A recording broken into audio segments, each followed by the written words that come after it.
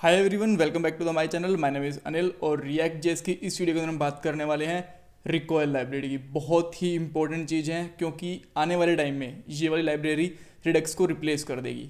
ये इसकी official website है recoil.js.org और यहाँ पे आप देख सकते हो state management library for the react. और ये फेसबुक ने निकाली। अब फेसबुक की ही रिएक्ट है और फेसबुक ने ही ये वाली लाइब्रेरी निकाल दी है, तो ऑब्वियसली ये रिडक्स से बेटर परफॉर्मेंस देगी और चांसेस हैं कि बहुत जल्दी ही ये रिडक्स को रिप्लेस कर दे। वीडियो के सबसे पहले पॉइंट्स दिखाऊंगा, फिर मैं आपको डायग्राम दिखाऊंगा कि इस डायग्राम में हम किस तरीके से काम करने वाले हैं, और बाद में एक प्रोग्राम बना के दिखाऊंगा जिससे कि आपको समझ में आ जाए रिकॉयल किस तरीके से काम करती है। 100% आपको समझ में नहीं आने वाली इस वीडियो के अंदर, क्योंकि अपने आप में इसकी डॉक्यूमेंटेशन तो 6-7 वीडियोज़ के ऊपर ईजिली बनाई जा सकती है, बट एक एग्जाम्पल के साथ में आपको ये पता चल जाएगा कि किस तरीके से यूज़ करनी है और किस तरीके से काम करती है। ठीक है, तो आपको बेसिक के साथ साथ मैं कहूँगा कि आपको इंटरमीडिएट लेवल पे इसका आइडिया हो जाएगा।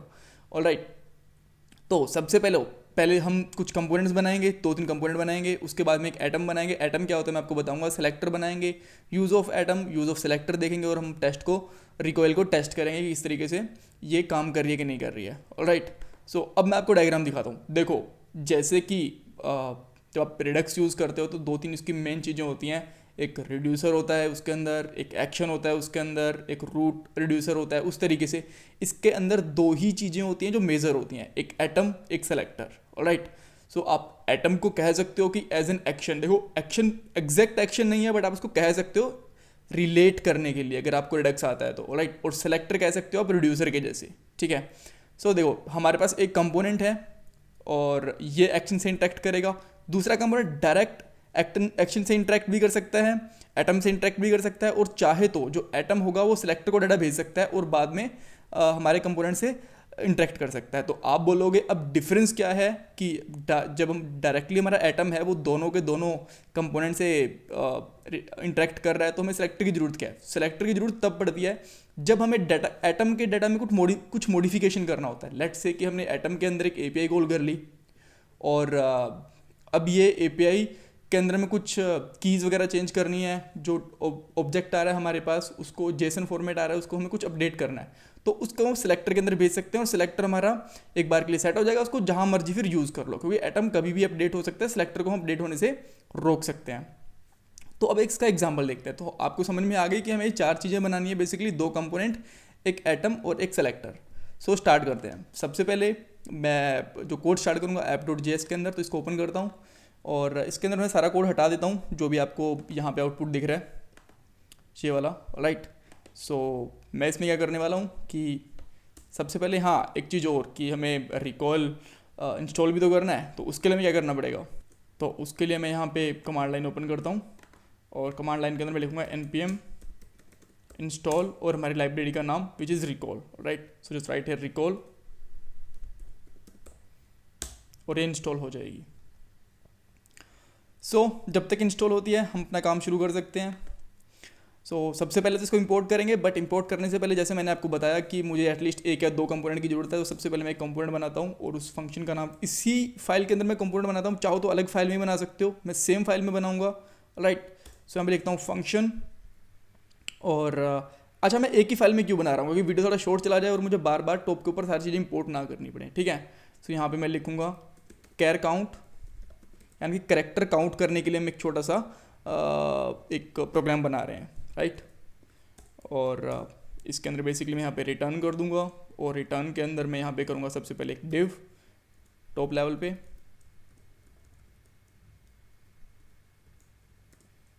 और इसके अंदर मैं एक इनपुट बॉक्स ले लूँगा सिंपल सा,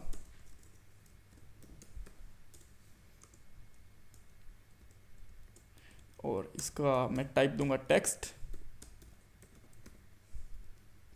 ऑलराइट, सो अभी के लिए इतना इनफ है और इसको मैं यहाँ पे चूज़ भी कर लेता हूँ मेरे कंपोनेंट के अंदर इस तरीके से। ऑलराइट, सो अब हम आउटपुट देख सकते हैं कि मेरे पास एक यहाँ पे नॉर्मल सा कह सकते हो कि एक टेक्स्ट बॉक्स है, और यहाँ मैं एक HR टैग दे देता हूँ ताकि ऊपर थोड़ा सा स्पेस बन जाए इस तरीके से, और इसका नाम भी देता हूँ char counter. Right, so that's perfect.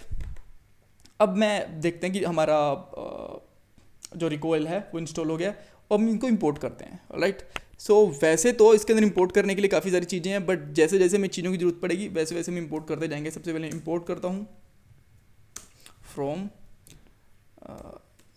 Recoil, और यहाँ से मैं सबसे पहले इंपोर्ट करूँगा रिकॉइल रूट को। So just write here Recoil root, और रिकॉइल रूट क्या करने वाला है अपने आप में, just write me here from Recoil root. जब भी हमारा कंपोनेंट जिन जिन के अंदर हमें हमारी स्टेट मैनेजमेंट चाहिए उसको यहाँ पे रैप करेगा। राइट, तो मैं यहाँ पे इस तरीके से एक रैपर बना सकता हूँ और इसको मैं यहाँ पे बंद कर सकता हूँ।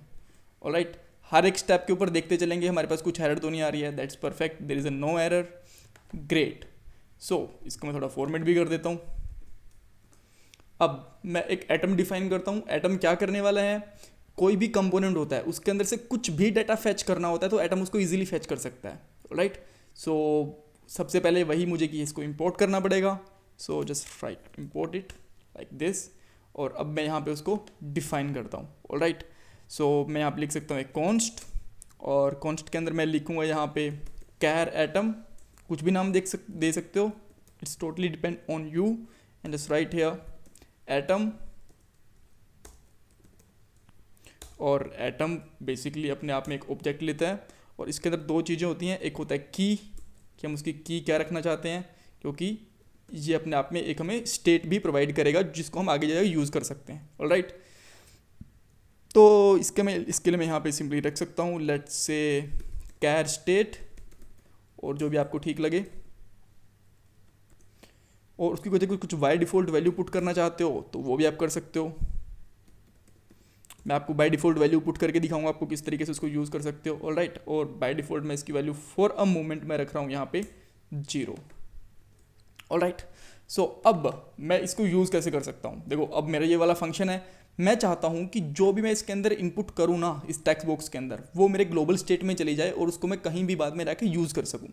ऑलराइट, सो उसके लिए हम क्या करेंगे, उसके लिए एक रिकॉल स्टेट होती है, हम रिकॉल स्टेट यूज़ करेंगे। राइट, सो यहाँ पे आके मैं लिखूँगा यूज़ रिकॉयल स्टेट।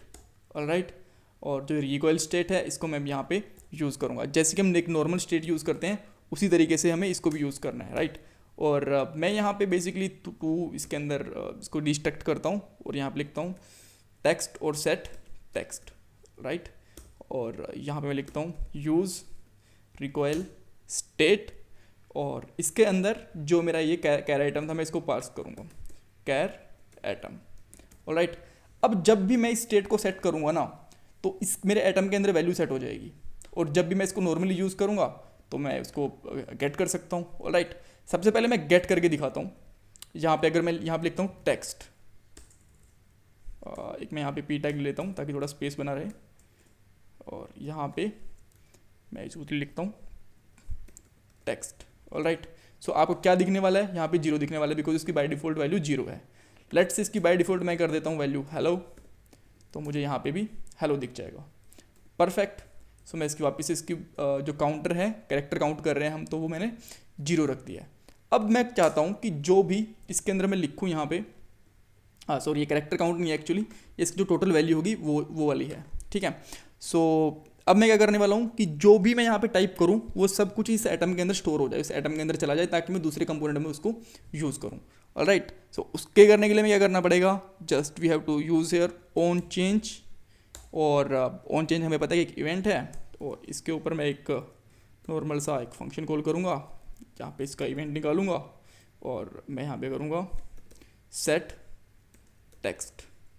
ऑलराइट, और इसके अंदर मैं लिखूँगा E dot event dot target dot value. Alright, so now let's come here and just write here hello, और ये हमारा एटम है वो अपडेट हो रहा है, आप देख सकते हो। राइट, अच्छा अगर आप चाहते हो कि ये एटम की वैल्यू है एक अलग से कंपोनेंट के अंदर दिखे तो वो भी आप दिखा सकते हो। सो लेट्स से मैं यहाँ पे एक चाहूँ तो एक कंपोनेंट बना सकता हूँ। लेट्स से उसका मैं नाम रखता हूँ गेट वैल्यू, नाम से रख देता हूँ उसका, just write here function get car value कर देता हूँ, कैर वैल्यू, और इसके अंदर मैं जस्ट सिंपली जिस तरीके से मैंने यहाँ पे रिकॉल लिखी है तो मैं इस तरीके से रिकॉल लिखूँगा।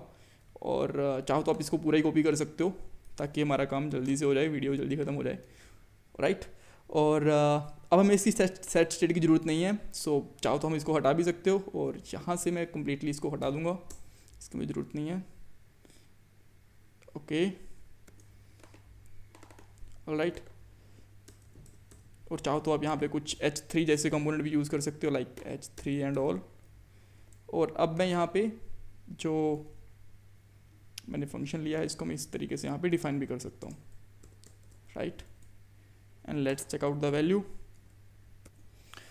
राइट। बट यहाँ पे एक एरर दिख रही है, दैट्स मीन एक्चुअली ये एरर इस वजह से आ रही है बिकॉज हमने यहाँ पे स्मॉल g यूज़ कर लिया है और जब हम रिएक्ट के कंपोनेंट्स यूज़ करते हैं तो it should be capital, right. So मैं यहाँ पे कैपिटल डिफाइन कर देता हूँ। और अब अगर आप यहाँ पे देख रहे हो तो आपको दो कंपोनेंट यहाँ पे दिख रहे हैं, बट मुझे यहाँ पे इसकी ज़रूरत नहीं है, सो मैं यहाँ से इसको हटा सकता हूँ इतने को। और अब देख सकते हैं हमें कि हमें यहाँ पे डबल रिजल्ट मिल रहा है यहाँ पे, ठीक है। सो ऊपर से मैं इस टेक्स्ट को हटा सकता हूँ, इसकी मुझे ज़रूरत नहीं है फॉर अ मोमेंट। तो अब हमारा क्या हो गया कि आउटपुट हमारा अलग हो गया है और इनपुट हमारा अलग हो गया है, ठीक है। सो आप देख सकते हो कि एक कंपोनेंट से दूसरे कंपोनेंट में हमारा डाटा ट्रांसफर हो गया, परफेक्ट। Okay, that's great. अब हमें सिलेक्टर का यूज़ भी देखना है कि सिलेक्टर का यूज़ कैसे कर सकते हैं हम, ठीक है। वैसे तो हमने देख लिया कि एक, अगर मैं ये डायग्राम पे आपको वापस लेके जाता हूँ तो आपने एक कंपोनेंट से दूसरे कंपोनेंट में इंटरेक्शन देख लिया एटम का, बट स्टेट का यूज़ क्या है वो भी मैं आपको दिखाता हूँ, ऑलराइट। सो मैं एक सिलेक्टर बनाता हूँ यहाँ पे, और सिलेक्टर बनाने के लिए सबसे पहले मैं इसको इंपोर्ट करता हूँ और यहाँ पे लिखता हूँ सेलेक्टर, ऑलराइट। और हम एक सिलेक्टर डिफाइन करते हैं। सो एक हम कॉन्स्ट ले सकते हैं और यहाँ पे मैं लिख सकता हूँ कैर वैल्यू सेलेक्टर, राइट। और इसको चाहो तो आप स्मॉल भी ले सकते हो, ऑलराइट। और इसके अंदर मैं यहाँ पे लिखूँगा सेलेक्टर, और सेलेक्टर भी अपने आप में एक ऑब्जेक्ट लेता है। और इसके अंदर हमारी की डिफाइन करेंगे हम, और की के अंदर मैं बेसिकली चाहूँ तो सेम नाम ही ले सकता हूँ जो सिलेक्टर का रखा हुआ है, राइट। और यहाँ पे इसके अंदर मैं ले सकता हूँ गेट, और गेट के अंदर में क्या मिलेगा, इसके अंदर में वैल्यू मिलने वाली है। और ये बेसिकली एक यूज़ होता है, चाहो तो आप इसको नॉर्मल फंक्शन बना लो, चाहो आप इसको एरो फंक्शन बना लो। और मैं यहाँ पे यूजली लिखता हूँ गेट, दैट मीन्स ये इसके अंदर वैल्यू आने वाली है, राइट। और मैं यहाँ पे लिखने वाला हूँ एक कॉन्स्ट ले लेता हूँ। कॉन्स्ट के अंदर मैं चाहूँ तो लेट्स से टेक्स्ट के अंदर गेट, और जो हमारे एटम का नाम था वो हम नाम रख सकते हैं, राइट। और हमारे एटम का नाम था यहाँ पे कैर एटम, सो मैं यहाँ पे लिखूँगा कैर एटम, ऑलराइट। और चाहो तो आप रिटर्न कर सकते हो, मैं रिटर्न करूँगा यहाँ पे टेक्स्ट डॉट लेंथ, कि उसकी लेंथ कितनी है, ऑलराइट। That's perfect. और अब हमें इसको यूज़ करना है। इसको यूज़ करने के लिए हम क्या लिखेंगे, लेट्स से मैं इसको जो मेन कंपोनेंट है इसके अंदर मैं यूज़ करना चाहता हूँ यहाँ पे, या फिर मैं इसको जहाँ मर्जी यूज़ कर सकता हूँ। सो सबसे पहले जब हमारा यहाँ पे कैर की वैल्यू आ रही है तो मैं यहीं पे यूज़ करूँगा, और यहाँ पे एक H4 टैग ले लेता हूँ, या फिर H3 भी ले सकते हैं, राइट।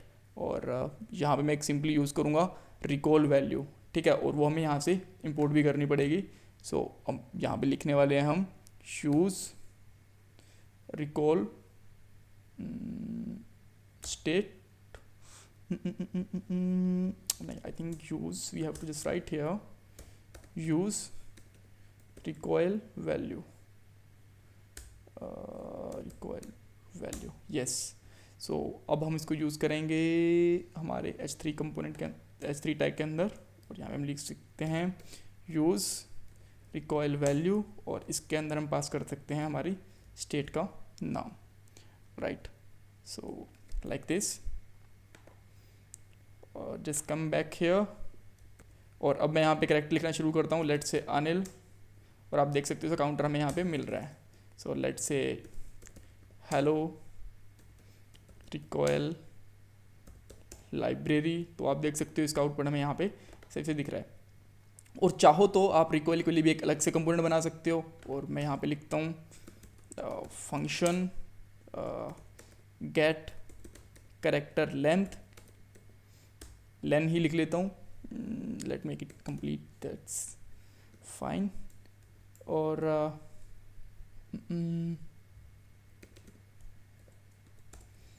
यहाँ पे हम इसी को कॉपी कर लेते हैं ताकि थोड़ा सा इजी रहे, राइट। और यहाँ से हम एक्स्ट्रा चीज़ों को रिमूव कर देंगे और हम जो हमारी कैरेक्टर लेंथ है उसको हम यहाँ पे यूज़ कर लेंगे कुछ इस तरीके से।